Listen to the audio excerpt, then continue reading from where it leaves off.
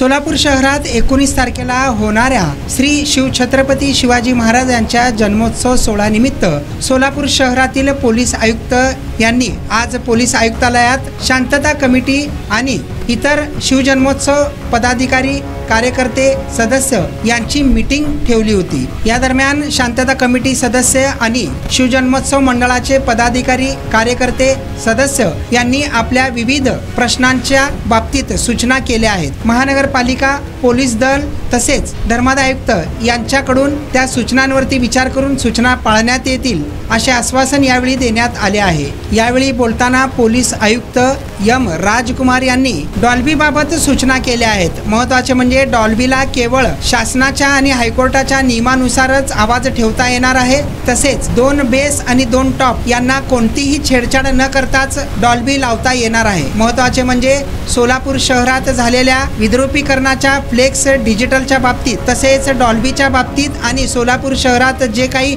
वातावरण तयार झाले त्या बाबतीत पोलीस आयुक्त यांनी खडे बोल सुनावले आहेत। पाहुयात नेमकं या बाबतीत पोलीस आयुक्त एम राजकुमार हे काय म्हणाले आहेत।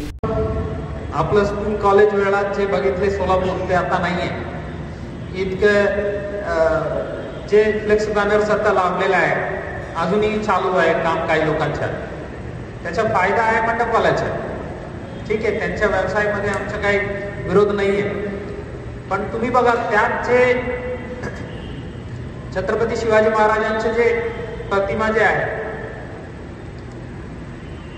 ते स्वतः दिसत आहे आणि आणखी मोठा मोठा चेहरा वेगळा दिसत आहे। जाडा चेन, कूलिंग ग्लास, काही बटन घालत नाही, अशा लोकांना तुम्ही आपल्या घरी बोलवून बसवणार आहे का हे शिवभक्त आहे म्हणून?